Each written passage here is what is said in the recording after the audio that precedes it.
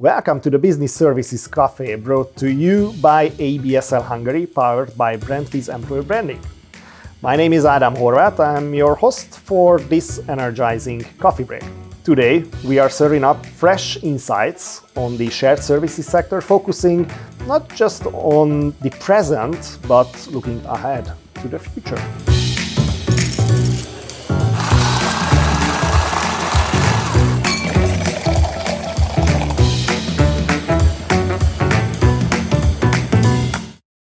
I'm very excited to have István Lenk, Managing Director at Eaton and President of the ABSL Hungary, joining us as our guest today. Good to have you here.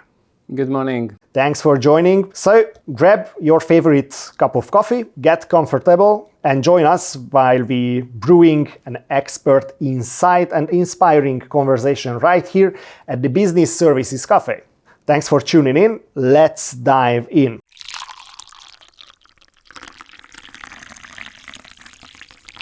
István, great to have you here. How do you feel yourself in the podcast studio? Thank you for the invitation. That's really great. I feel really comfortable, which is a good start. And I'm happy that we can have a coffee and we can talk a bit. Yeah, we really like this concept. And this is the brand new initiative of ABSL. And hopefully it will bring your voice outside to the world. So thanks for the opportunity and great to have you here. As a warm-up session, we prepared with a couple of questions to you, very short questions and short answers. Are you ready? Yes. How do you usually take your coffee? I usually take my coffee very early in the morning. Okay. I'm a really early riser and I take it plain. What does it mean, early? Early means before 7. Okay. Before cool. 7 I start, and then I have some time before my family wakes up. And then I have some time to refresh my memory a bit and think through what is ahead of us today. Also exercises or just mental focusing with the help of the coffee? Sometimes it's a mix, but mostly it's a mental preparation for the day. Physical activity is equally important, but I separate that and leave it for the end of the day. Yeah, I heard the story or the legend of your coffee meetings. I would like to ask you, what are your typical go-to topics when you have a coffee meeting? So when I come to the office, I like coffee. I was living in Italy for a couple of years, so Italian really? colleagues really taught me what is a good coffee look like. You are an espresso person or cappuccino or? Only espresso. Only espresso. I was living in Milano for a while, and yes, a beautiful city, but it was work, and it was shared services that time as well. But now, if I come to the office, I take my coffee, and it's really the time to meet people and get touch with people. That's one of the most important part of that. Imagine that we have a room that is called Celebrate Café. It's just behind you, and that's the name intentionally, because this is how we convince and want people to come to the office and make this touch base. Yeah, I love this initiative, and I already tried the coffee, and I can tell you it's a barista level. But when we have this phrase barista level, what is your Italian top maestro barista level skill, what you find essential for your current role? My barista skill, what I definitely need is flexibility. Flexibility in terms of adapting to changes in everyday life. Even my calendar is changing throughout the day, many times. I need to adapt. I also need to be flexible with business partners, as well as communicating to different people on the same way. And the messages are really important to be sent over to the people. So in order to make it on the right way, I need to be flexible in that sense as well. Great. My final warm-up question is about the experience you have. So what do you think, what experiences have been key ingredients in brewing your success over the years? My experience, which I really use on a day-to-day basis, is the multicultural experience with the skills and the capabilities. So in this shared service, business service world, We have many nationalities. We speak many languages. Company by company, they are all different. But what is common? Diversity. Diverse people, diverse backgrounds, knowledge, different approach to different things. And this makes it a nice, colorful mix. But in order to leverage these advantages well, this is where we need to step in. And in order to make it, again, on a good way, on a long run, we have to learn well. Yeah, when being part of these colorful places, I am 100% sure that you have couple of stories about interesting people you met in this industry. Can you mention at least one who was the most interesting people or the most influential person, for example, in your career in this sector? In the sector, most influential people are really about those who are coming from areas or have a specific knowledge which has a unique value, brings something extra to the table. And these people, regardless, it could be cultural, it could be traditional, it could be a learned knowledge. This is always something which makes sense, and that's the extra what the other people will definitely learn and curious about. And one of the person who I really appreciate was coming from the Middle East. And that person was really showing so nice and really good friendship and really good approach to each and every case, which is a bit different from the European culture, the Central European culture.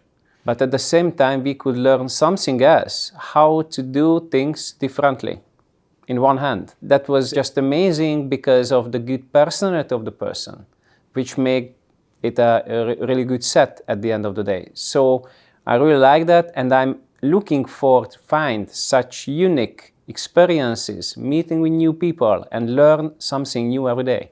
I became excited only just hearing your stories, and while you were talking about this interesting and influential person in your life. And let me open up the topic for today. We're gonna talk about the current challenges of this industry. As the president of the ABSL, you have deep insights and data about the trends.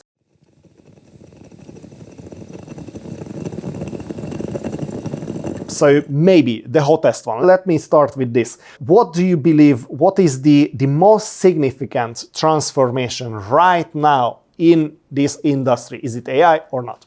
Well, before we go there, let me just go back a bit, because we need to just clarify what ABSL may mean, so everybody has the same understanding what it means and what ABSL deals with. Yeah, I already started with step 2, but you are on step 1. Yeah. Okay. Could be. So ABSL is, so the abbreviation is Association of Business Service Leaders. And that's a non-profit org which is representing the sector from a professional standpoint and providing good cross-border international cooperation, a good platform for people to meet, companies to learn from each other, and also to learn and grow internationally. So we not only support the companies and partners who we have, but we also would like to share the knowledge between them and between the international allies. So the hottest topic today is transformation. Transformation is really about the different areas, regions, and activities. Transforming the current stage means that we don't do whatever we've done in the past 10 years. We do different things what we've done many years ago. Just look back a bit, more than 10 years ago. It was really about transformation and transactional jobs. And this transformation of these transactional, mainly transactional jobs, we are moving into the more value-add type of activities. More complexity, more added value. More added value, and what you mentioned just about AI is one of them. AI just natural evolution, not only the technology, but also communication, and also the next level of our maturity within the sector. Yeah. If not AI, what is the biggest transformation right now? Because I understand that transformation is key in this industry, but what is the biggest transformation right now? Right now, for me, is really about the value add type of activities, including AI. So AI, for me, is included within the digital world, but at the same time, it is also part of the bigger transformation where the more value add, knowledge intense business services evolve. Okay. That's it. You mentioned ABSL. Let me just ask a couple of questions. How many members do you have? Just imagine the size of the organization, and if you want to name maybe the biggest ones, maybe our followers are familiar with these brands. Yeah, so ABSL exists in 13 different countries already, mainly in the CE region and the DACH region. So I will not just say the different countries, but you can imagine it's mainly European region, but not only Europe, because the most recent member of ABSL is Austria and New Zealand, for example, and more will come. And we have regionally more than 600 companies. It's a lot. And these companies all have some level of maturity in terms of business services and have partners who work with essentially on a day-to-day basis. The biggest ABSL country is Poland today, and they went to this value add area a little bit earlier than anyone else. Then the second biggest is Hungary, actually. Wow. Yeah, silver medal for Hungary. Okay. What I always tend to say, we are really good friends within the ABSL family, but at the same time, we are competitors as well. Yeah, but I also heard this phrase that maybe we are competitors on 3 or 4 days in a year, but the rest, more than 360 days, we can be friends.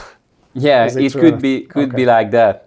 Maybe it's the phrase for cooperation, and you are a good example for that, leading the organization here in Hungary. And let me drive the conversation to this point. Hungary. What do you think? How is Hungary's business service sector standing out on the global stage? What do you think? What are the advantages when someone wants to invest or open or grow here in Hungary? In Hungary, it's first of all, it's a good location. Central European location, time zone counts, and some other things. Important is, if we talk with any investors, they all want to ensure whatever investment they decide on, they want to make 100% success. In order to get there, they need good people, which is about the talent pool. And this talent pool changed over the time. What I mentioned already with the transformation, it's valid here as well. We are looking for talents with different features than we were doing that in the past. We are looking for capability. We are looking for skill set, which are the most important today. But now we also need to make sure we have big enough talent pool for any kind of investor to choose from and fill up any kind of new service center if they decide to bring it here. So talent pool is key. What else? Location, cost. We cannot forget cost is, it was and it will remain a top 2, top 3 level. The region is competitive on global scale, but what about Hungary and the competitiveness of the country regarding or comparing with other neighbors? It's a little bit more complex story because cost is not the only driver when you choose a location. So cost is one, the talent pool is another one. Okay.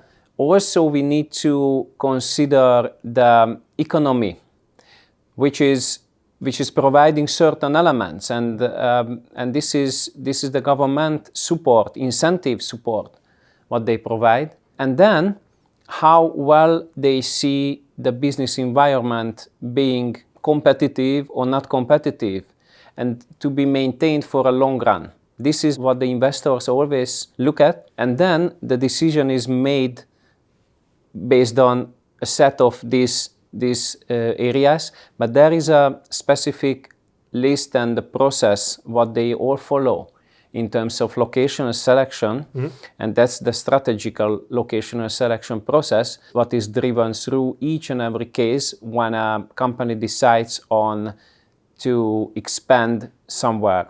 All right. You mentioned the government as well. I think here in Hungary, we have many government agencies who support the whole industry. And as we experienced, there is a huge support behind the shared service sector. And I think it's an important part of the Hungarian economy. What do you think about it? It is. So if you look at the whole scale of the economy, imagine that this sector takes the 6.5% of the added value of the GDP in Hungary, which is a significant number if you look at, and compare it to the number of people who work within the sector, which is closer to 100,000 people.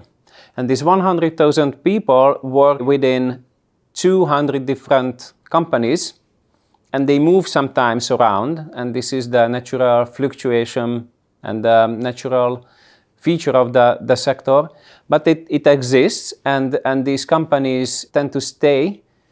And in order to provide a good support for those, on one hand, who we want to come here to Hungary, and to those ones who we want to stay in Hungary, it's a good cooperation between HIPAA, so the Hungarian Investment Promotion Agency, and ABSL, making sure that we have a good approach supporting the new and the existing companies and partners from both from an economic, political level, and also from a professional standpoint. So these two together can create an environment which we tend to use to cooperate, create cooperation platform, also them to learn and grow. What are the specific services, the main services in this sector here in Hungary? Can you tell a bit more about the languages spoken, the skill sets and the hiring trends? So if someone wants to understand what's going on here in Hungary in this sector in terms of the human capital and the services, how can you wrap it up? Yes, so service is a wide range of services we have. The vast majority, so close to 80%, they all have any kind of financial services. This is important because we have the good education system supporting this. So people learn finance, any kind of level, any kind of part of the financial family. And then this is what they can apply as long as the given business languages we also have. And that's also an advantage comparing to other countries, because in Hungary we have many languages available, and not only for the young population but also the middle-aged population speak not only English but English plus something. And this is the something, the key, because that's the business language what we always use to support any kind of business unit or original location. Yeah, we conducted many employer branding campaigns for some of your members, and there are many members who have more than 70, 80 nationalities inside the organization, which is crazy. So just imagine a lunch break, how diverse, what type of experience is that when entering for lunch with more than 80 or more than 100 nationalities. It's amazing. So what else would you like to highlight when introducing this sector in Hungary? So in Hungary, this is also important that investors are looking at nearshore investments, nearshore and or friendshoring. So these are the trends today, and that's the reason why they are looking at mainly the CE regional countries to invest more. However, the investments are mainly moving towards the direction where they change the roles to a more complex, more value-added roles. So in order to create a good balance in between the quality and the cost. And as long as we have people have a good knowledge, can learn, have the adaptability to everyday changing environment, then we could be the receiver end going forward. However, we are also growing gradually, but it may not mean, but not always, is a big bang what happened 10 years ago or 15 years ago, but gradually they grow, which means they expand the existing services, they bring new ones, like coming back to your point, AI you mentioned, which creates completely new roles. What we need to support, what we need to embed in the existing different functions. That's really crucial for us to get up to speed with the technology. And even myself, I learn every day something about digital in order to see and be able to see Power BI reports, because this is online reporting for HR, online reporting about demand planning and supply chain. Yeah, definitely. Everything in customer care, real-time data, what I can see online. So that's why also leaders and people who were learning something different in the past, we all have to keep up with these changes and learn to be able to understand the data and understand the source and the way how it is generated today. So that's definitely an advantage. One more thing is crucial in terms of Hungary, the scale what we have. So anyone who comes to Hungary, and if you would ask the same question from Fedi, who is working at HIPAA, and we will also discuss this, he would also agree with me with the statement, as long as we have a good scale we can build on, more stability we can show towards investors who may decide on to come here to Hungary and bring more. So that's why it's crucial for us. And if we want to keep it on a longer run and elevate the maturity of the sector, for us it's key to maintain the continuous conversation and communication with the investors and with the existing companies who are here in Hungary. Yeah, let's get a bit more personal. What was your key inspiration for taking the leadership role at this organization? What was your ambition, your motivation?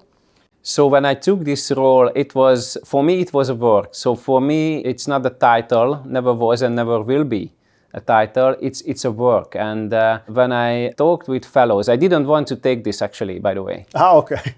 And so they convinced you. And many of them convinced me I could definitely try, may or may not work. We didn't know that time.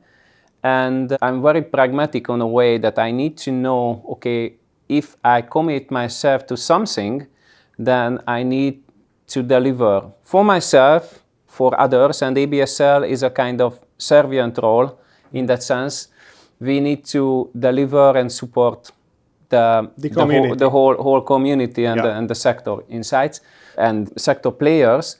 And then at a later stage, it became a new role, at least for me. So I developed it for myself, and it is a work now. And then in my second round, there were already some initiatives which are related to advocacy, sector awareness, educational area development, and a very good discussion with the governmental bodies, which started already, and many partners. So I decided to take another round if the colleagues will decide so.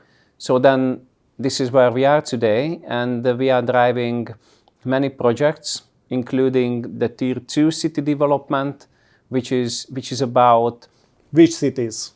It's already the third round actually, okay. of the city development project, which is about preparation and help preparing for the municipalities to deal with investors, and in order to jump into that conversation and the league where they can place themselves, and they are really well aware of their strengths, challenges, and who their competitors, not necessarily in Hungary, outside of Hungary. So we had 3 rounds. The first one 3 years ago, that was Pécs. Okay. Second one, it was last year, Szeged. This year is Miskolc.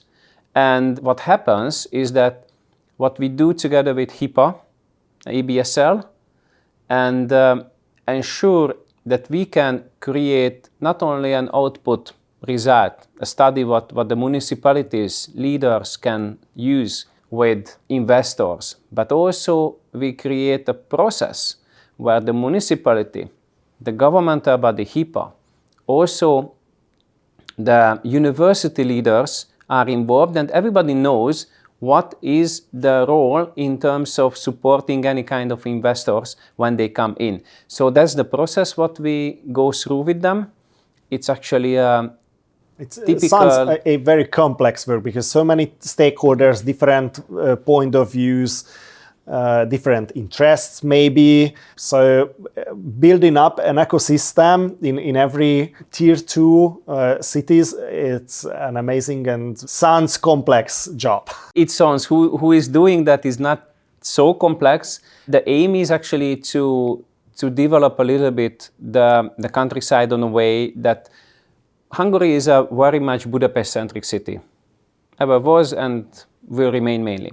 So this is the other side, how we can pull in other allies. And we have really good cities, actually, county capitals, where the counties also have the sub-regional population, talent pool, languages, and all the different elements what Budapest also have on a bigger scale. So how to leverage that and can we show it on the right way to anyone? What do we have? Yeah, that's really about the sector awareness and sector promotion at some point.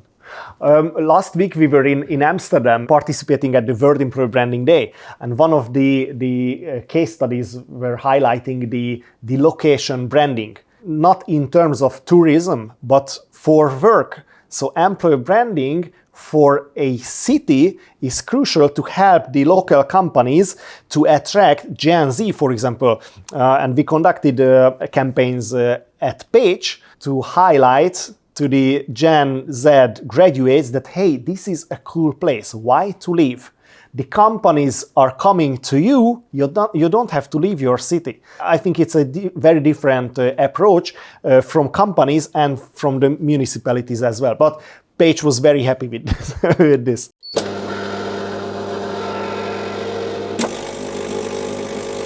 I have a couple of espresso questions for you. So, quick questions, quick answers. What's one book that is your analogy with the industry? And for those who are listening us, we have a book on the table. What is that? Yes, so let me just show this that way. This is called Extreme Ownership. And this book was written by 2 US Navy SEALs leaders that time. So when they left the Navy and then now they are veterans. So they left and they decided to start creating leadership training programs going forward, and these training programs are really based on those practices, the approach, the ownership itself, what they used to have at the Navy, and the Army and the Navy has certain rules, what everybody will follow, and respect, and other values. And this is a good mix of what they could leverage to train leaders to lead and win. What is the best advice from the book if you are a leader in this sector? If you fail, stand up, continue. All right. That was the essence what I got. But I like this book because it has a lot of analogy with the changes, everyday changes in the sector. And leaders have to... Adaptability, yes. And also taking ownership in a sense of taking ownership of the people, taking ownership of the company. For me, a little bit about the sector as well. Mm-hmm. But it's not too much different from a company. And we learn, we go on, and we change, and we continue. So, and sometimes we fail. If we make 10 decisions in a day, I can make, if I'm in a good mood, could make 6 or 7 right. 4 will fail. What happens? I need to correct that.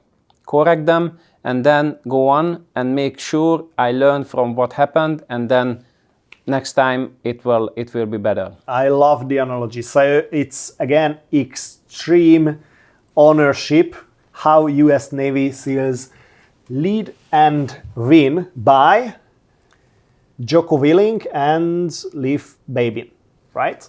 Yes. Okay. So my next espresso question is, what is the biggest misconception in this sector? Quick question, quick answer. What do you think? Misconception, people still today many times think and say it's a call center. It's a misconception. Completely. Right. And what is the reality? We don't have the necessary awareness sharing to the people and sector promotion in order to show and tell it's not. Call center in many cases not existing in that sense how it was existing in 10 years ago. Yeah. These are contact centers, but people mainly deal with the, going back to the KIPS type of explanation, knowledge intense business services, where complaint handling comes in, where people need to make decisions within the processes. And they do not take the call. Sometimes they do, but it's not really about that the customer is calling for an order. No, because the customers also change their process with the new word. Many customers do the ordering online. So it's not that we need people to take the order and put into the system. This is very minimal for us. Now it's contact center and mainly for those areas where the value is there and decisions are needed, where the automation or the AI or digital things cannot help yet. Okay, I love that you brought in the workplace aspect of this sector. We were talking about a bit, but let me continue with this. What do you think? What are the coolest perks, let's say, in the business services sector? For me, it's diversity and how people approach this diversity, because it's about the values, even though many companies, and essentially they have similar values. Most of them are multinational, even big companies. The values are really given. The only difference is how we live those values. And this is by company culture. Different, sometimes not. Sometimes a little bit different. The leaders and the culture, the nationalities, and the setup, how does that look like? But for me, this is still the coolest. It remains the coolest part because we can still get to know new things from people who are thinking not the same way, differently, different experiences, and then this is how we all can go on and learn. All right, we are almost out of time, but before we go, one final question. What's your favorite part of the week? Thursday afternoon, actually. Tell me more. Because Thursday afternoon, I can mainly focus on those things what I couldn't complete during the week. Okay. And still, on a Friday, I still have one working day when I can follow up. Okay. So this is where I still feel I'm not too behind. Okay, and still have the opportunity to make an impact. I still have an opportunity, and before, because the beginning of the week is about the people, is about meetings, is about alignments, international, local. And then closer to the weekend, just work out those activities and analysis type of things what still missing and I need to do.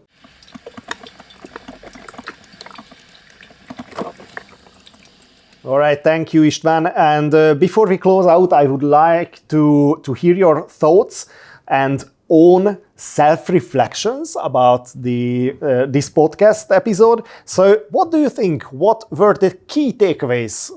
What can you sum up for our followers? So for me, if you take only one thing from this discussion, is that the business services sector itself is a strong, stable sector which is not always visible.